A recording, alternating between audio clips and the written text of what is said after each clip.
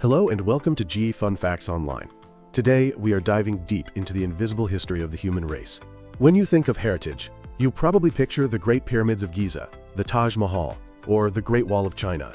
These are monuments built of stone and mortar, frozen in time. But there is another kind of heritage, one that is far more fragile, and, arguably, far more vital. It is built of memory, practice, spirit, and breath. It is called Intangible Cultural Heritage, or ICH. Consider the aroma of a freshly baked French baguette, the rhythmic thrum of the royal drummers of Burundi, the haunting whistle of a shepherd across a Canary Island valley, and the communal warmth of a Singaporean hawker center. At first glance, these seem unrelated. One is food, another music, the third a language, and the last a social space. Yet, they all share a profound commonality. They are the living soul of humanity. Unlike a statue that can stand for centuries even if neglected, intangible heritage lives only as long as it is performed and transmitted from one generation to the next. If the chain is broken for just one generation, it vanishes. For decades, the global community focused on preserving physical sites. But in 2003, UNESCO adopted a groundbreaking convention that changed how we view history. The Convention for the Safeguarding of the Intangible Cultural Heritage recognized that culture is not just what we build, but what we do. They categorized this living tradition into 5 domains. First, there are oral traditions, like proverbs, riddles, and epic poems, where language is the vehicle. Second, performing arts, including traditional music and dance. Third, social practices and festive events, which structure the lives of communities, such as weddings, funerals, and harvest festivals. Fourth, knowledge concerning nature and the universe, which covers indigenous ecological wisdom and traditional healing. And fifth, traditional craftsmanship. The key here is not the object itself, like a clay pot, but the skill required to make it. If the pot breaks, it is gone. But if the knowledge of how to make the pot dies, the tradition is lost forever. To understand the true depth of this concept, we need to take a tour around the world, looking at specific examples of these living treasures. Let's start in Europe, specifically on the rugged island of La Gomera, in the Canary Islands, Spain. The terrain here is defined by deep ravines and wide valleys. Centuries before cell phones, shouting to communicate across these distances was useless. The locals developed a solution called Silbo Gomero. This is a whistled language. It is not a code, but a phonetic replication of the Spanish language. A silbador, or whistler, can transmit complex messages over distances of up to 5 kilometers. It is the only fully developed whistled language in the world practiced by a large community. This is a perfect example of human ingenuity adapting to the environment. Moving to East Asia, we see a different approach to preservation. South Korea and Japan have codified respect for intangible heritage into law through systems that designate master practitioners as living human treasures. A striking example from South Korea is the Haenyeo of Jeju Island. These are the legendary women divers, some in their 80s, who dive 10 meters deep into the ocean without oxygen tanks to harvest seafood. Their culture is matriarchal, emphasizing community coherence and sustainability. They are not just fishing, they are maintaining a social structure that has existed for centuries. Also in South Korea, we find the Haenyeo mask dance. This is a satirical drama where commoners historically wore masks to mock the aristocracy and release social tensions, blending shamanistic ritual with village entertainment. It served a critical social function, allowing the powerless to speak truth to power through art. Traveling to Africa, we encounter the rhythm of life. In Burundi, the performance of the royal drummers is a spectacle of athleticism and synchronization. In ancient times, these drums were the symbol of royal power. The drummers leap, twist, and thunder on the wood, preserving a tradition that links the country directly to its ancestral kings. In Nigeria, among the Yoruba people, we find the Gelide. This is a spectacle that pays tribute to the spiritual power of women, specifically the mothers, ancestors, and elders. Interestingly, men wear elaborate masks and costumes to dance, not to mock, but to soothe and honor the female spirit, ensuring peace and fertility for the community. It is a profound social commentary performed through movement. In South America, the intangible heritage often reflects the collision of worlds. The Carnival of Barranquilla in Colombia is more than just a party, it is a melting pot. It fuses European carnival traditions with African musical rhythms and indigenous legends. For 4 days, the streets are filled with distinct characters like the elephant-like marimondas, creating a living museum of Colombia's tri-ethnic history. Also from Colombia is vallenato music.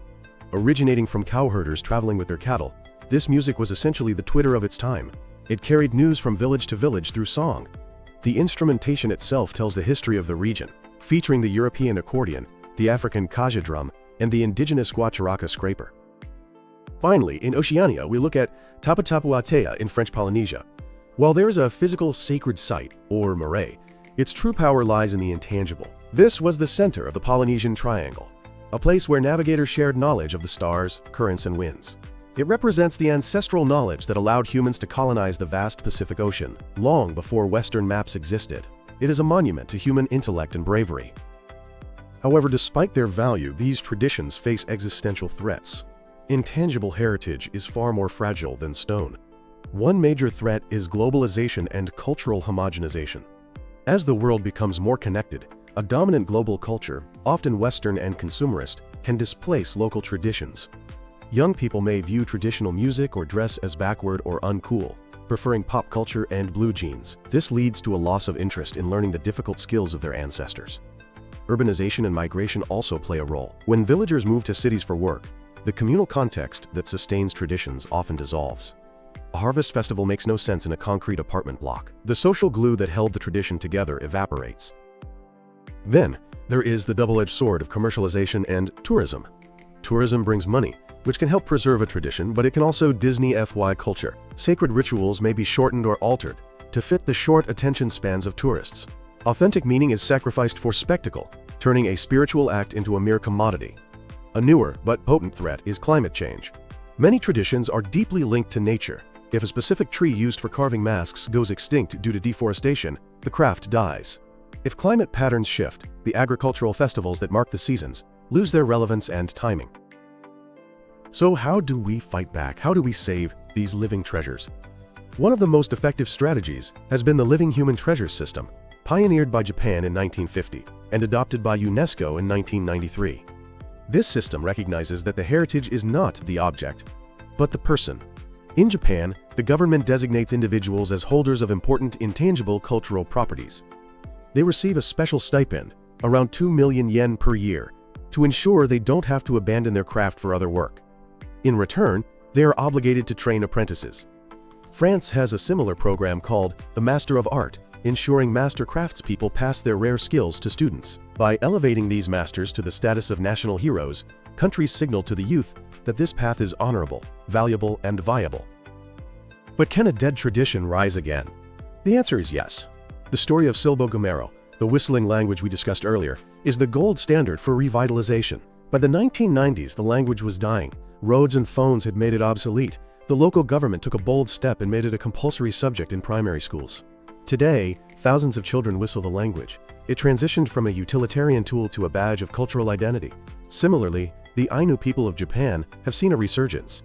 Historically marginalized and forced to assimilate, their language was critically endangered. The opening of the Upopoi National Ainu Museum and Park in 2020 marked a turning point. It serves as a base for Ainu language revitalization, traditional dance, and crafts, creating a space where indigenous pride is reclaimed and celebrated publicly. Looking forward, the future of ancient traditions may actually lie in modern technology. We are seeing projects that use motion capture technology to record the motions of dance masters, preserving the exact nuance of movement for future students. Virtual reality allows users to step inside a festival or a workshop that might be halfway across the world, fostering empathy. Social media platforms like TikTok and YouTube have become unexpected archivists. Young people are using these platforms to remix folk songs, showcase traditional fashion, and teach indigenous languages, making heritage viral and relevant to a new generation. In conclusion, preserving intangible heritage is not about freezing the world in the past. It is about maintaining the diversity of human imagination. In a world that is increasingly uniform, these traditions offer alternative ways of seeing reality, healing our bodies, and relating to nature. When we save a language, we save a library of knowledge about the universe. When we save a craft, we save a relationship with the material world. When we save a ritual, we save a way of bonding with one another. Intangible cultural heritage is the mirror of our humanity. It is the story of where we came from, and if we listen closely to its wisdom, it might just guide us to where we need to go. Thank you for listening to G Fun Facts Online.